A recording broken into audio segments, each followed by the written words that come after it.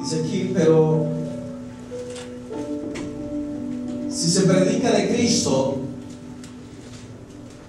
que resucitó de los muertos, como dicen algunos, entre vosotros, que no hay resurrección de muertos. Porque si no hay resurrección de muertos, tampoco Cristo resucitó. Y si Cristo no resucitó, vana es entonces nuestra predicación, vana es también vuestra fe. Y somos hallados falsos testigos de Dios, porque hemos testificado de Dios que Él resucitó a Cristo, al cual no resucitó, si en verdad los muertos no resucitan. Porque si los muertos no resucitan, tampoco Cristo resucitó. Y si Cristo no resucitó, vuestra fe es vana, aún estáis en vuestros pecados. Entonces también los que durmieron en Cristo perecieron. Si en esta vida solamente esperamos en Cristo, somos lo más digno de conmiseración de todos los hombres. Mas ahora Cristo ha resucitado de los muertos, primicias de los que durmieron es hecho.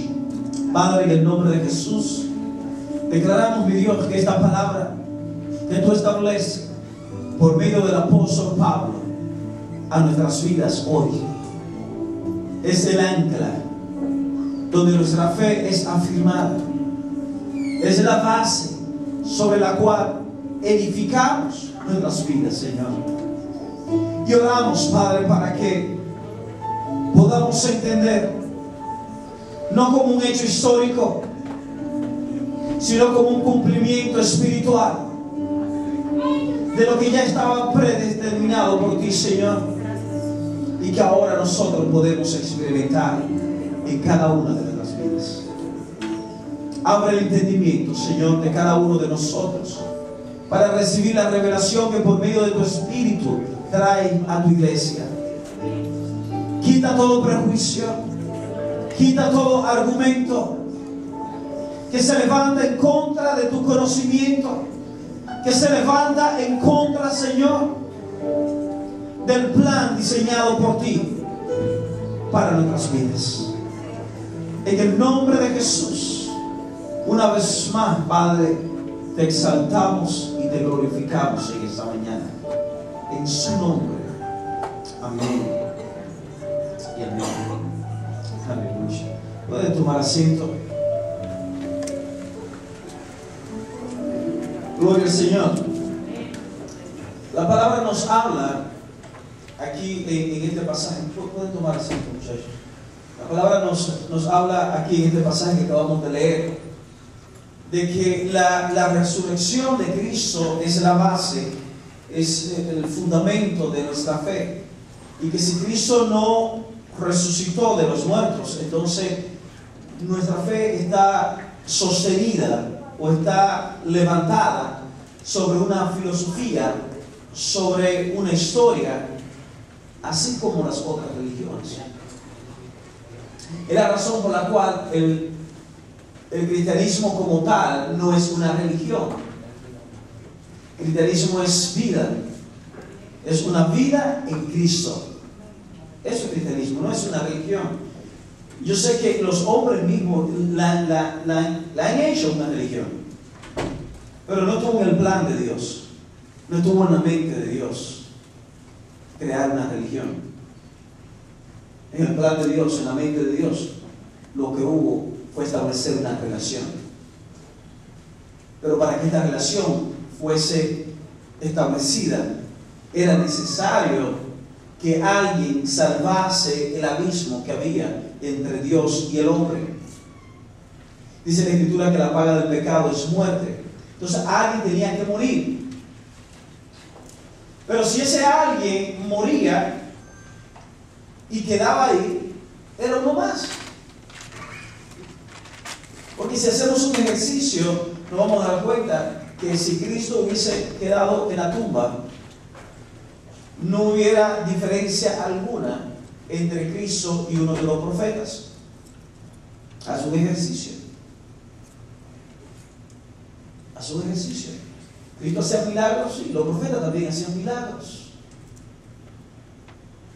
¿La naturaleza se sujetó a Cristo en un momento determinado cuando Él mandó a calmar la tempestad? Sí, pero así mismo también los cielos se sujetaron a Elías cuando Él habló para que no hubiese lluvia y luego habló para que lloviese. Hubiese sido un profeta más. Es la diferencia que hay entre Cristo y aquellos que han iniciado religiones. Es la diferencia entre Cristo y Buda.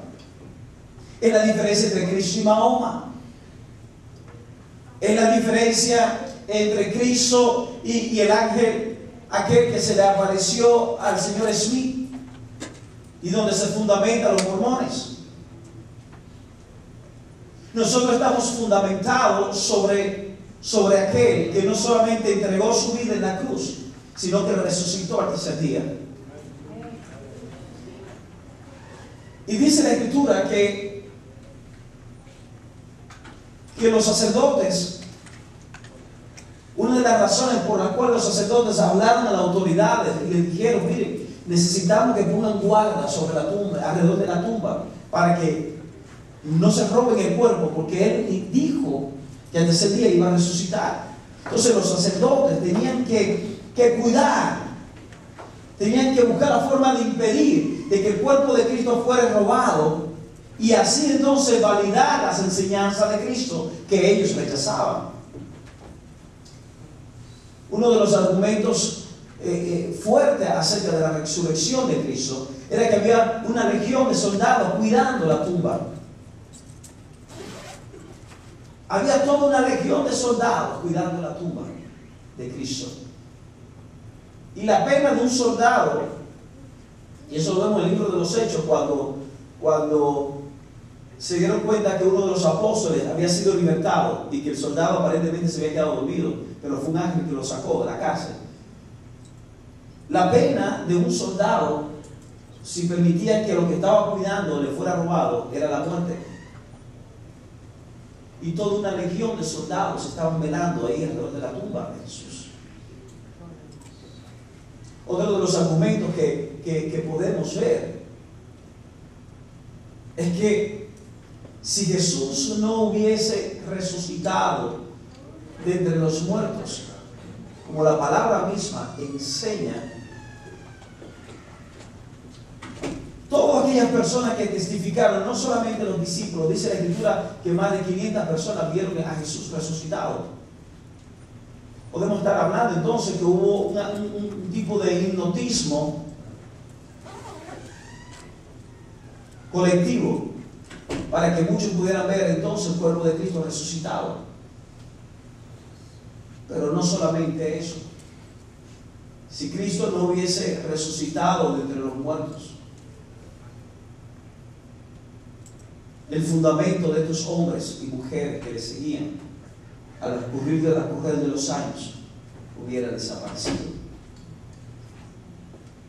Y yo meditaba anoche. Yo decía, qué curioso que un ateo, un mormón, un budista, un musulmán, cualquiera que sea, hoy día, para hacer una transacción comercial y firmar un cheque, la fecha que tienen que poner en ese cheque para que tenga validez es regida por un antes y un después de aquel que ellos quizá niegan que existió o que existió. Es decir, que aún lo que lo niegan o que cuestionan tienen que sujetarse a la división de los tiempos que produjo su intervención aquí en la tierra. Cristo Jesús. Ahora, quiero que veamos algunas cosas antes de... Lo primero es que la resurrección es la base de nuestra fe. Y quiero que veamos algo acá.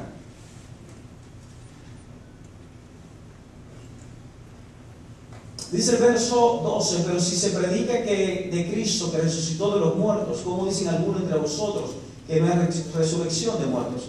Él estaba hablando a una corriente llamados saduceos, que no creían en la resurrección de los muertos.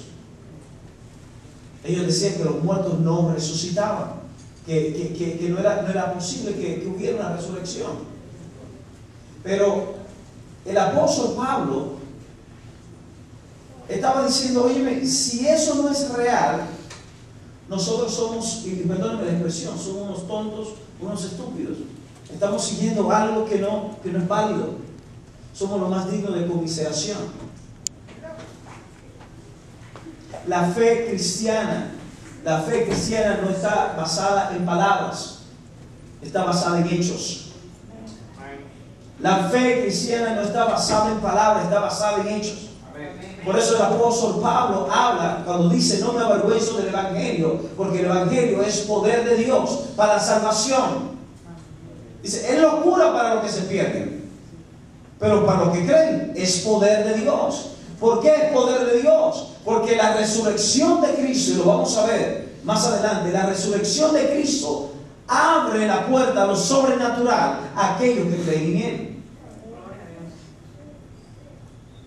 Porque la resurrección es lo que determina que Cristo real y efectivamente era Dios hecho carne, habitando en medio nuestro.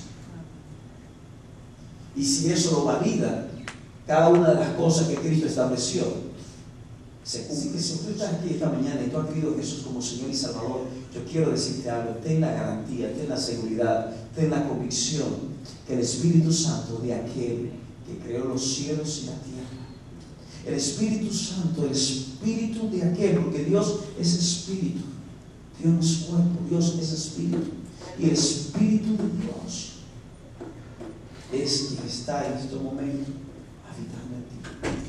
Cristo como tal no está aquí en la tierra. Cristo está sentado a la diestra del Padre. Dice la Escritura que está sentado a la derecha de Dios, intercediendo por ti y por mí. Y yo sé que para algunos pueden decir: pero pastor, hay cosas que yo entiendo, hay cosas que yo no entiendo, hay cosas que yo creo, hay cosas que no creo. Perdóname, pero quiero decirte algo. Este es el paquete completo de Dios, esta es la palabra de Dios.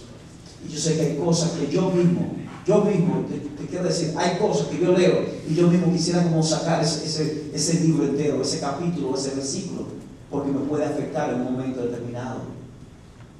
Pero si yo creo que una porción, por pequeña que sea, y es de bendición en mi vida, es palabra de Dios, tengo que entender que todo el libro es palabra de Dios. Algunos dirán: sí, pues yo no tengo garantía de que realmente esta sea la palabra de Dios, porque hay otros que tienen otros libros que dicen que es la palabra de Dios. Yo te voy a decir algo: no existe una religión como tal que muestre, que exhiba el poder de la transformación del individuo, no futura, sino presente. No existe una religión como tal que muestre la transformación y lo que es el fruto de la regeneración espiritual del individuo como lo hace el Espíritu Santo de Dios. Aún las religiones que quieren inclinarse a lo más piadoso, podemos ver en ellas que hay una parte que dicen que es el hombre que tiene que purificarse a sí mismo, que es el hombre que tiene que dejar de hacer esto y dejar de hacer aquello, para que entonces en la próxima vida que tenga pueda evolucionar en un ser más elevado. Cuando la palabra misma nos enseña que aquí, en el presente, si tú y yo abrimos nuestros corazones a aquel que murió y que resucitó al tercer día, nuestras vidas serán cambiadas, serán transformadas. Y es cierto que hay cambio y transformación que no se dan, pero se va a ver. Yo tengo 27 años ya en el Evangelio, 26, y todavía estoy luchando con cositas en mi vida, ¿verdad? Como digo yo por ahí, tengo mi maquito, pero ¿sabes qué? Mi lucha de hoy no son mis mismas luchas de hace 26 años atrás. Y no soy el mismo hombre que era hace 26 años atrás, porque el Espíritu Santo de Dios está obrando en mí. Y ese es el poder que encierra lo que es la resurrección de Cristo. No fue simplemente que Él murió y que resucitó y punto. No, es que el poder, la resurrección de Cristo encierra en sí mismo la victoria de cada creyente. La victoria de cada creyente. Mira lo que dice más adelante. Dice en versos 18 al 20: entonces también los que durmieron en Cristo perecieron. Si en esta vida solamente esperamos en Cristo, somos los más dignos de conmiseración de todos los hombres. Mas ahora Cristo ha resucitado de los muertos, primicia de los que durmieron es hecho. Porque por cuando la muerte entró por un hombre, también por un hombre la resurrección de los muertos. Y está hablando del tema de la muerte espiritual y de la muerte física, ambas. Así como la muerte entró por Adán, era necesario que por un hombre fuera en quien entrara la vida, la resurrección, y ese hombre Cristo. La resurrección es la base de tu fe, de mi fe. El libro de Romanos capítulo 8, voy a leer del versículo 7, versículo 6, porque el ocuparse de la carne es muerte, pero el ocuparse del Espíritu es vida y paz. Por cuanto los designios de la carne son enemistad contra Dios, porque no se sujetan a la ley de Dios, ni tampoco pueden. Y los que viven según la carne no pueden agradar a Dios. Mas vosotros no vivís según la carne, sino según el Espíritu.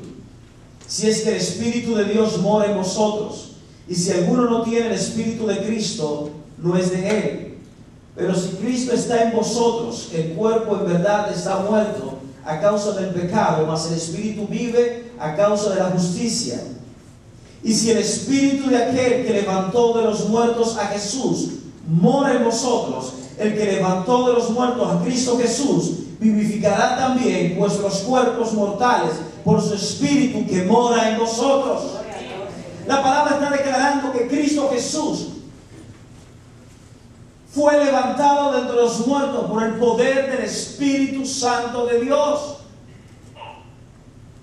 Y si el Espíritu de Dios que levantó a Cristo de entre los muertos es el Espíritu que opera en tu vida y en mi vida, entonces nuestras vidas serán vivificadas. Nuestras vidas van a recibir una renovación. Nuestras vidas van a ser empoderadas a un nivel sobrenatural. Porque ya no somos nosotros, sino el Espíritu de Dios. El mismo Espíritu que operó en Cristo es el Espíritu que opera en tu vida y en mi vida a causa de la resurrección. A causa de la resurrección. Porque si la resurrección no se hubiese dado, entonces la promesa de Cristo de que convenía que Él partiese para que nosotros recibiésemos el Espíritu, esa promesa fue una promesa política más. Pero no es una promesa política, sino que fue una promesa espiritual. Y que hoy nosotros podemos experimentar.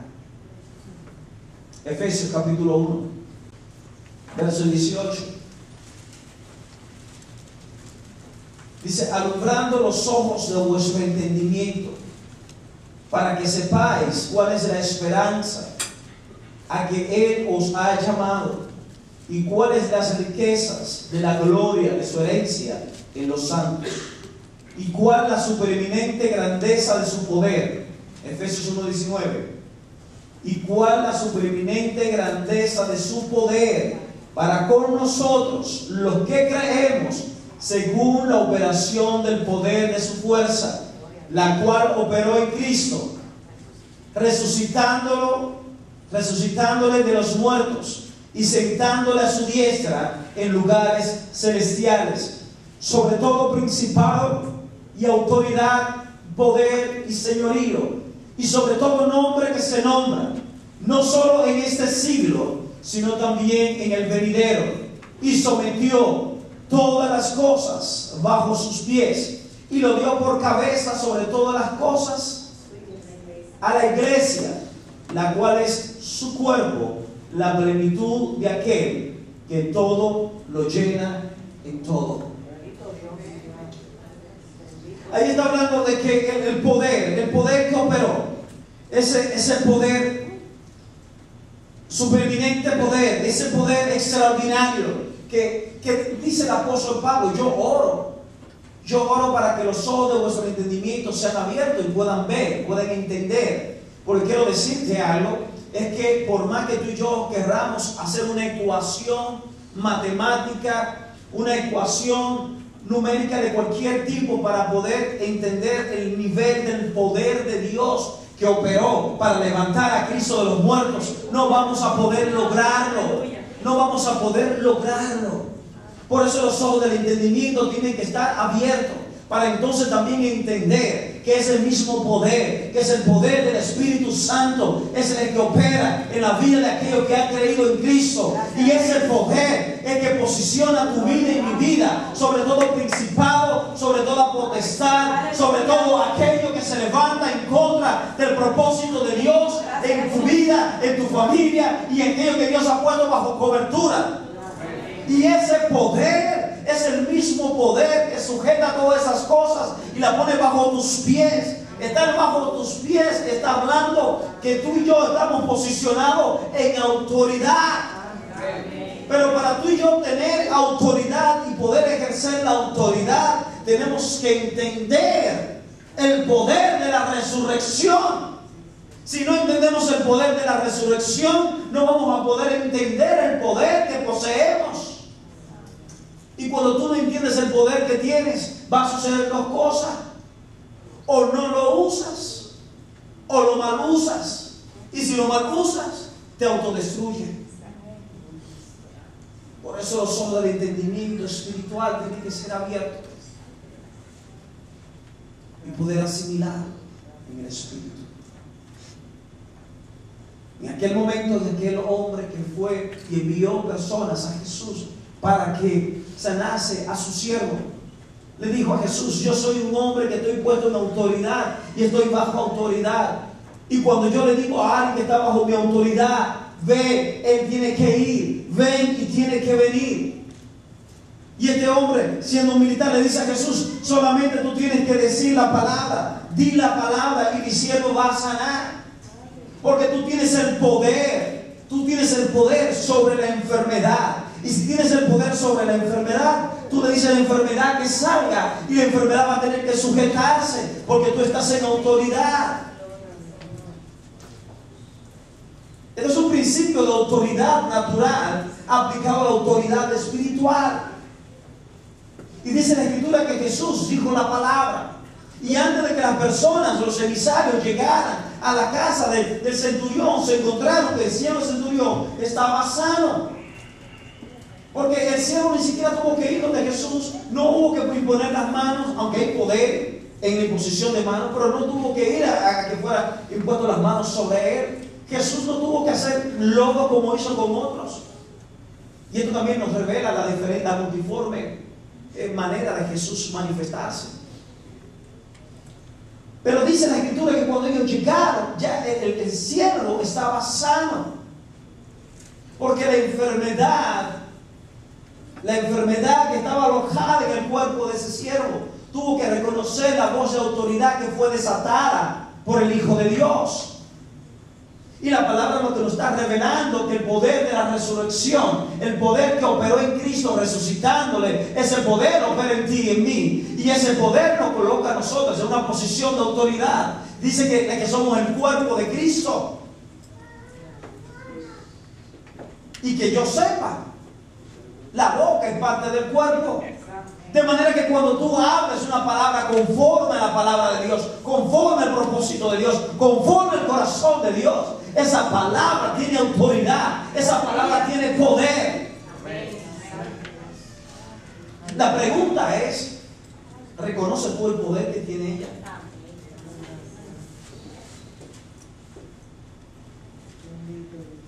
Que hay poder. Hay poder en la resurrección de Cristo. Hoy nosotros no estamos celebrando.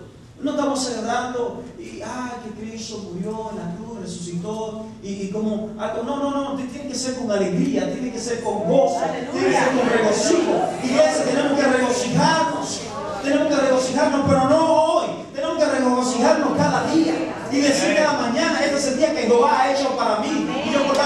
alegraré y me gozaré en él, porque ese día de mi salvación, ese día donde se manifiesta el poder que hubo en la cruz del Calvario, y nada se puede sujetar. Nada se puede sujetar si no hay una autoridad que la sujete mayor que ella. Y dice la Escritura que esa autoridad ha sido delegada sobre la iglesia, y tú eres la iglesia. La iglesia no son estas cuatro paredes. Tú eres la iglesia, tú eres la esposa del Cordero, tú eres aquella que Dios escogió para que aquel día, cuando su Hijo nuevamente vuelva, tú seas levantada de una manera gloriosa.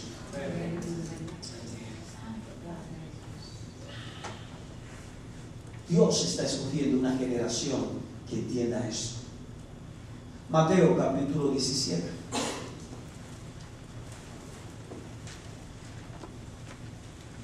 Es la generación del tercer día que Dios está llamando. Dios está llamando que tú y yo seamos una generación del tercer día. Cuando yo estuve buscando la palabra generación, me di cuenta que generación implica diferentes cosas. Generación implica un mismo tiempo. Generación implica también un mismo tipo de personas. Una forma de pensar de un grupo de personas determinada.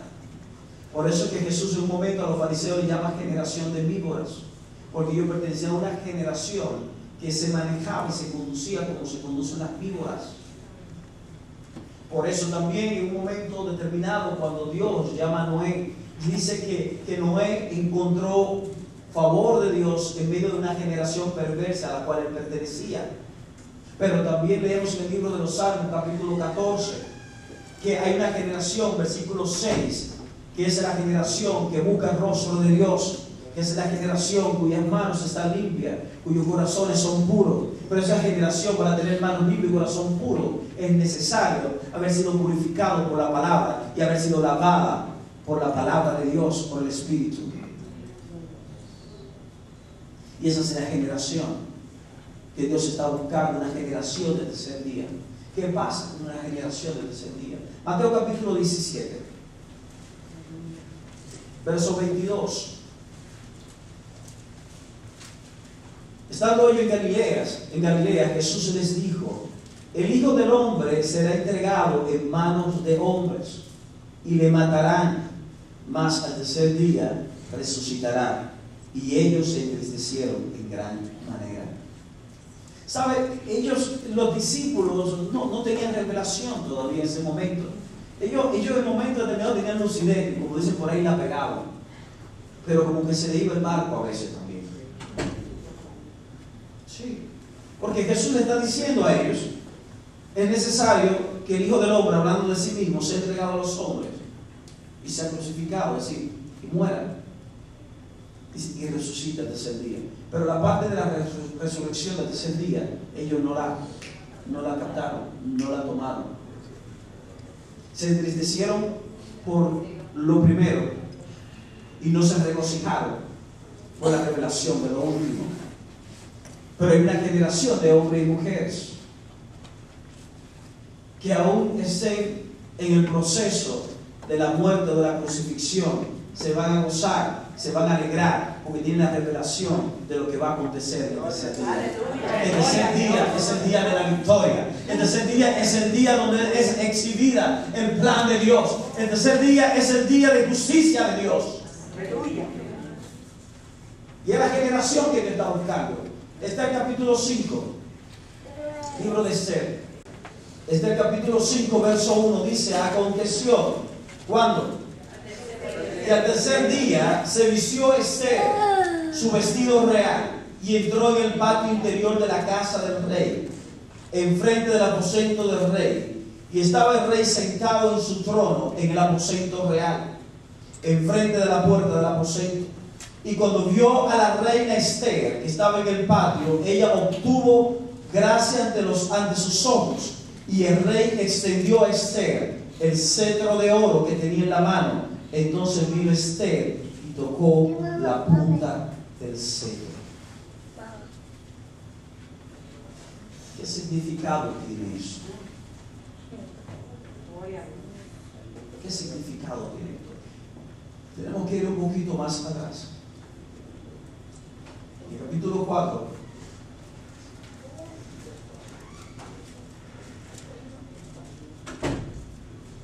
dice aquí la escritura, había un edicto dado por el rey, y lo que conocen el libro de Esther lo recordarán, y era que en un tiempo señalado los judíos iban a ser perseguidos, iban a ser expropiados de sus pertenencias, y había la posibilidad de que perdiesen la vida ellos también todos. Había dolor, había temor, había ansiedad, porque había un edicto del rey. Había un edicto del rey de juicio sobre el pueblo. Había un edicto del rey de condenación. Había un edicto del rey donde iba a haber pérdida, no solamente material, sino también iba a haber pérdida de vida. Había un edicto del rey, pero hubo una mujer. Hubo una mujer que se levantó. Hubo una mujer llamada Esther, que fue posicionada por Dios ahí para ese momento. Para ese momento. Dice acá, capítulo 4, verso 10. Entonces Esther dijo a Atac que le dijese a Mardoqueo: todos los siervos del rey y el pueblo de las provincias del rey saben que cualquier hombre o mujer que entra en el patio interior para ver al rey sin ser llamado, una sola ley hay respecto a él: ha de morir, aún sea la esposa, salvo aquel a quien el rey extendiera el cetro de oro, en el cual vivirá. Y yo no he sido llamada para ver al rey estos 30 días. Y dijeron a Mardoqueo las palabras de Esther, verso 13, capítulo 4. Entonces dijo Mardoqueo que respondiesen a Esther: no pienses que escaparás en la casa del rey más que cualquier otro judío, porque si callas absolutamente en este tiempo, respiro y liberación vendrá de alguna otra parte para los judíos, mas tú y la casa de tu padre pereceréis. Y quién sabe si para esta hora has llegado al reino. Y Esther dijo que respondiesen a Mardoqueo: ve y reúna a todos los judíos que se hallen en Susa y ayunad por mí, y no comáis ni bebéis. ¿En cuánto? En 3 días, noche y día. Yo también con mis doncellas ayunaré igualmente, y entonces entraré a ver al rey, aunque no sea conforme a la ley. Y si perezco, que perezca. Entonces Mardoqueo fue e hizo conforme a todo lo que mandó Esther. El resto de la historia ustedes la conocen y acabamos de leer parte de ella. Entró y encontró gracia ante los ojos del rey, y él extendió el cielo. Hay una generación de hombres y de mujeres que tienen que entender que para este tiempo y para ese lugar donde se encuentran ha sido llamado. Es muy fácil orar al Señor: Señor, sácame de este trabajo, sácame de esta empresa, sácame de esta familia, sácame de esta relación. Es muy fácil, pero hay que entender algo. Quizás para este tiempo Dios te ha llamado y te ha colocado en ese lugar, pero se necesita una generación de hombres y mujeres de tercer día. El tercer día Cristo fue levantado de los muertos, y el tercer día en el rango espiritual había un edicto de muerte sobre un pueblo. Pero esta mujer entendió algo, que ella no era de la que tenía que quedarse sentada, sino de la que tenían que levantarse, avanzar, y si perezco, que perezca. Pero sentada, con los brazos cruzados, ver la muerte llegar, ver la crisis llegar, ver el matrimonio destruirse, ver los hijos salirse del tiendo, como dicen: yo no me quedo, yo me voy a levantar, y el tercer día veré la bondad de Dios. Dice la Escritura que esta mujer se levantó y entró. No estaba llamada, La reina anterior había sido desechada. Y lo que ella estaba haciendo le conllevaba a la muerte. Pero a ella no le importó.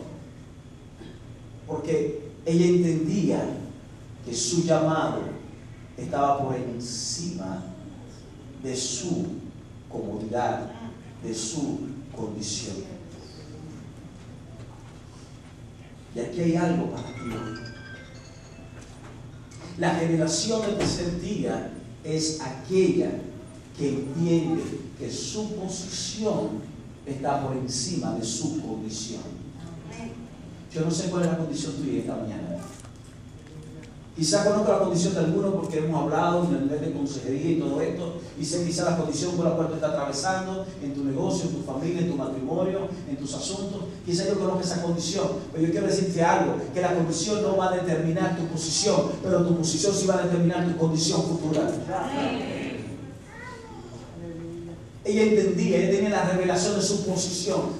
Por eso ella mandó a orar, mandó a ayunar. Y entró y halló gracia. La generación del tercer día es una generación que no va a evadir entrar a la presencia del Rey. El Rey está dispuesto a extender su gracia sobre ti. Ahora, ¿quiénes son aquellos que van a entrar al palacio del Rey?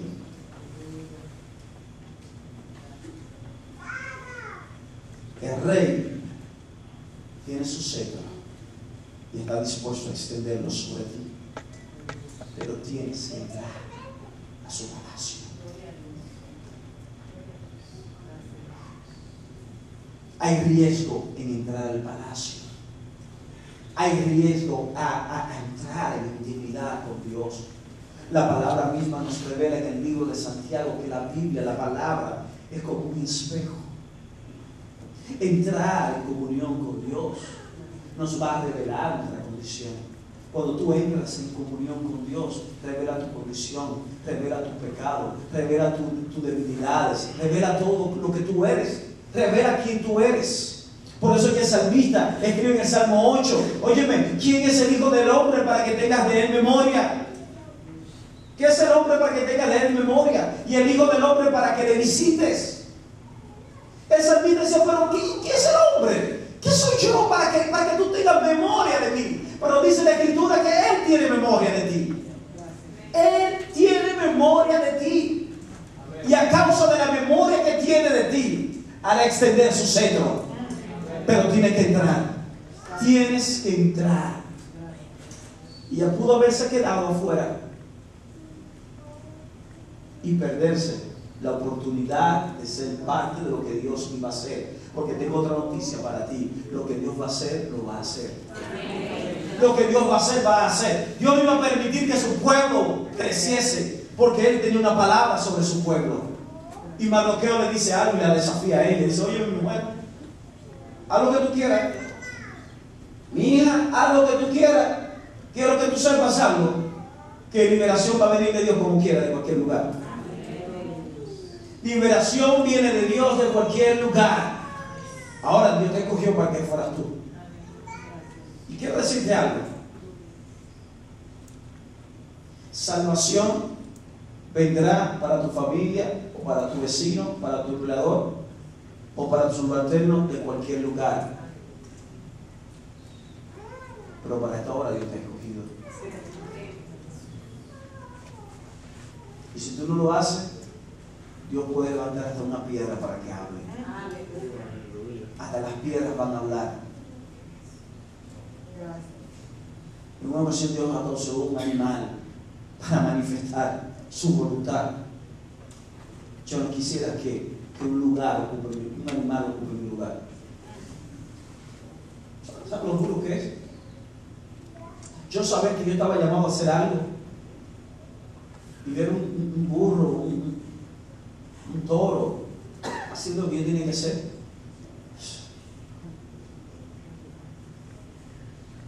Sí. Por esa razón es que muchas veces la generación del tercer día es una generación que poco importa el morir. Poco importa morir. Hay hombres y mujeres que son llamados por Dios a algo,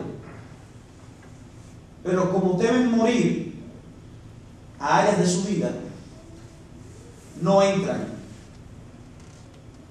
Cuando la liberación y salvación viene de otro lado y Dios lo hace, entonces viene una envidia, viene un dolor en su corazón. Y quieren entonces entrar, pero es demasiado tarde. Ya otro tomó tu lugar. Y todo porque tuvo temor de morir. Pero la generación del tercer día son aquellos hombres y mujeres que no van a tener temor de entrar y estar expuestos por él. No estoy hablando de muerte física ahora. Estoy hablando de una muerte, de morir a cosas en el espíritu, espiritual, emocional, que está muy viva en nosotros y nos impide avanzar. Tercero, Génesis capítulo 22, con esto terminamos. Génesis 22.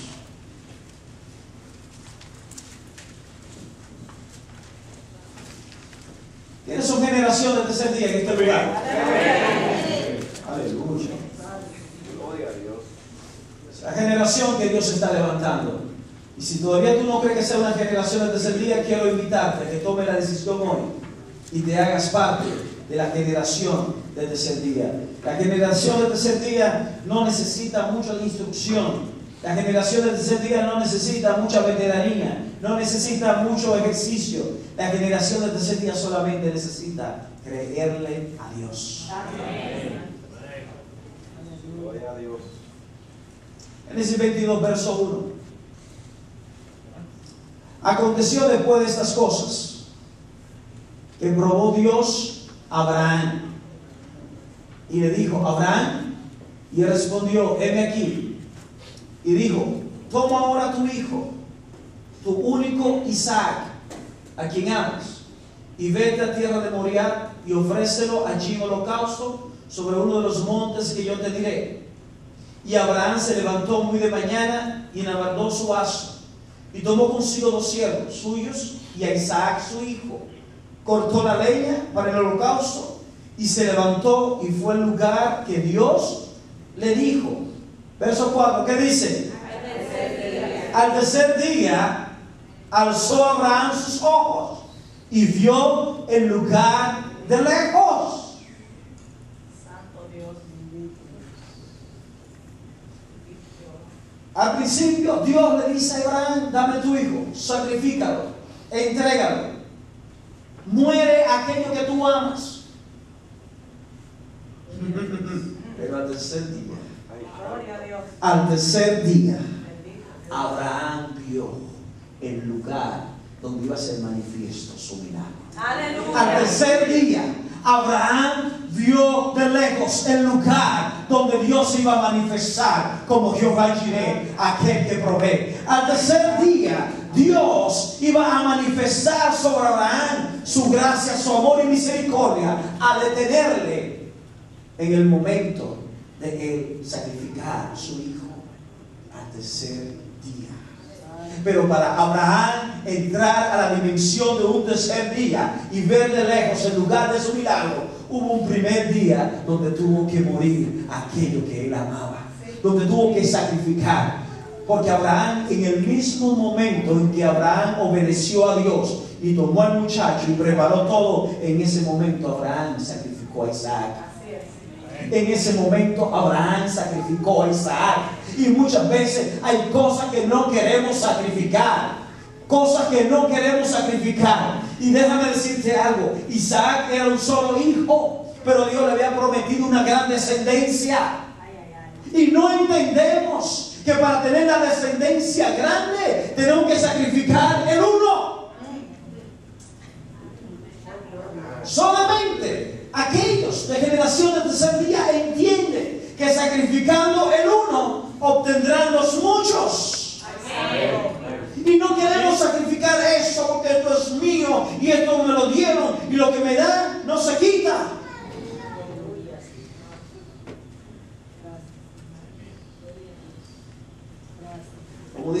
corito ese, ¿verdad? Lo mío es mío. Eso no es un coro. Es un coro. Es una canción. Y queremos, no, que esto es mío y nadie me lo quita. Es mío. No, Dios, ahora no. Tú no me lo vas a quitar, mi muchacho. Ahora, no. Y dice, pero dámelo. No. Fui yo que te lo di. Gloria a Dios. No permites. Santo Dios. Sé generación de tercer día que entrega a Dios. Y al tercer día ve el lugar de su milagro. Gracias, Jesús. Entrega a tu familia. Suelta eso, banda. Entrega las propiedades que tiene. Entrégalo. Pero mientras eso ocupe tu atención, tú estás diciendo que eso es más importante que Dios. Y entonces todavía no estás preparado, no estás preparada para ver el lugar de tu milagro. Aleluya. ¿Quién es tu Isaac? No lo sé. Pero tú tienes tu Isaac, yo tengo mi Isaac. Todos tenemos Isaac. Es aquello que está representado por lo que amamos, por lo que deseamos, por lo que hemos soñado, por lo que estamos detrás de. Y hoy el Señor te dice, ven, entrégamelo. Entrégamelo. Suéltalo. Suéltalo. Suéltalo. Entrégalo. Y verás mi gloria. Pero para ver gloria, para ver resurrección, tiene que haber muerte. Todos queremos resurrección, ninguno quiere muerte. Pero no hay resurrección si no hay muerte. No hay resurrección si no hay muerte. La generación de tercer día tiene que pasar por muerte para disfrutar resurrección.